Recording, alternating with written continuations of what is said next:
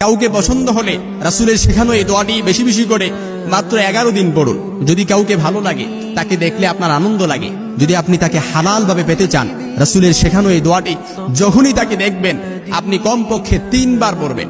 এর ফলে আল্লাহ তাআলা আপনাকে শয়তান থেকে দূরে রাখবেন। আর সে যদি আপনার জন্য কল্যাণকর হয়, তাহলে আপনার জীবনে তাকে আল্লাহ তাআলা আপনার জন্য অবধারিত করে দিবেন। এটা আমার কথা না, রাসূল সাল্লাল্লাহু আলাইহি ওয়াসাল্লামের কথা। রাসূল সাল্লাল্লাহু আলাইহি সাল্লাম ছোট্ট এই দোয়াটি আমাদেরকে শিক্ষা দিয়েছেন।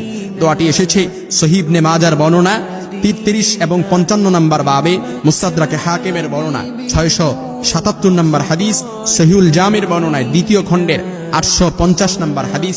আমি সেখান থেকে কোট করেছি আম্মা জান আয়েশা সিদ্দিকা রাদিয়াল্লাহু তাআলা আনহা থেকে বর্ণিত হাদিস। রাসূলুল্লাহ সাল্লাল্লাহু আলাইহি ওয়াসাল্লামের কাছে যখন কোনো জিনিস পছন্দ হতো, কোনো বস্তু পছন্দ হতো এবং কোনো জিনিস দেখে রাসূল সাল্লাল্লাহু আলাইহি সাল্লাম আনন্দ পেতেন, ওই জিনিসটা পাওয়ার জন্য রাসূল সাল্লাল্লাহু আলাইহি সাল্লাম আল্লাহর কাছে এই দোয়াটি পড়ে আকাঙ্ক্ষা করতেন। আর আল্লাহ তাআলা যদি এই জিনিসটা রাসূলের জন্য কল্যাণকর মনে হতেন, আল্লাহ তাআলা তার জন্য অবধারিত করে দিতেন।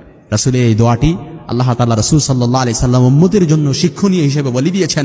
আপনি এই দোয়াটা যদি পড়তে পারেন, আর কাউকে দেখে আপনার ভালো লাগছে, আপনার জন্য তাকে দেখলে আপনার আনন্দ লাগে, তা সে যদি আপনার জন্য হালাল মনে হয়, আল্লাহ তাআলা যদি হালাল তাকে আপনার জন্য হালাল ভাবে আপনি তাকে পেতে চান, আর তাকে আল্লাহ তাআলা যদি আপনার জন্য কল্যাণকর মনে হয়, আল্লাহ তাআলা তাকে আপনার জন্য অবধারিত করে দিবেন ইনশাআল্লাহ এই দোয়াটি পড়ার বরকতে। কারণ উত্তম জীবন সঙ্গী এটা হচ্ছে দুনিয়ার সর্বোত্তম সম্পদ, উত্তম জীবন সঙ্গী।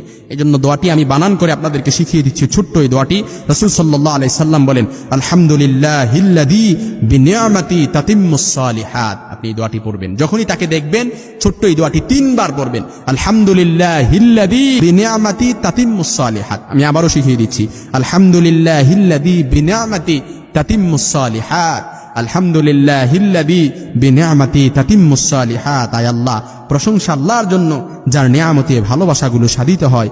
প্রশংসা আল্লাহর সর্বাবস্থায়।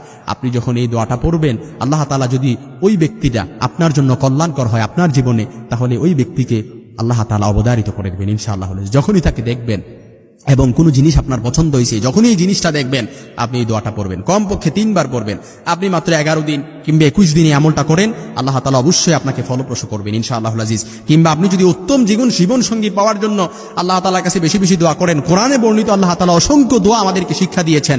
আল্লাহ তাআলা শিক্ষা দিয়েছেন, রব্বানা হাব লানা মিন আজওয়াজিনা ওয়া যুররিয়াতিনা কুররাতা আয়ুনি ওয়াজআলনা লিল মুত্তাকিনা ইমামা। আয় আল্লাহ, আপনি আমাদেরকে এমন স্ত্রী ও সন্তান দান করেন যাদের দেখলে আমাদের চক্ষু শীতল হয়ে যাবে, আমাদের চোখ জুড়িয়ে যাবে।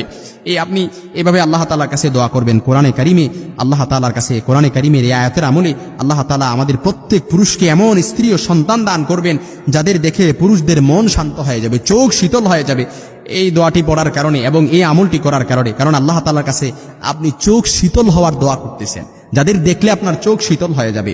মহান আল্লাহর কাছে উত্তম জীবন সঙ্গী লাভের প্রত্যাশা করা তাদের উচিত। মহান আল্লাহর কাছে তারই শেখানো ভাষায় আবেদন করা। আল্লাহ তাআলার কাছে সব সময় আমরা যেন উত্তম জীবন সঙ্গী লাভের জন্য দোয়া করতে পারি। আল্লাহ তাআলা যেন আমাদেরকে তৌফিক দান করে। রব্বানা হাব লানা মিন আজওয়াজিনা ওয়া যুররিয়াতিনা কুররাতা আয়ুনি ওয়াজআলনা লিল মুত্তাকিনা ইমামা। এজন্য যুবকদেরকে আমি বেশি বেশি তাদেরকে বলবো, তাদেরকে আমি বেশি বেশি মোটিভেটেড করব।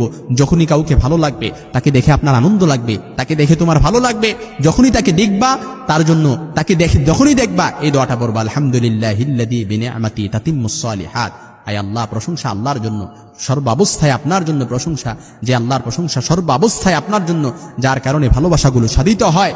অর্থাৎ আপনি এই দোয়াটা পড়ার কারণে সে যদি আপনার জন্য কল্যাণকর হয়, তাহলে আল্লাহ তাআলা আপনাকে হালালভাবে ওই ব্যক্তিকে আপনার জীবনে অবধারিত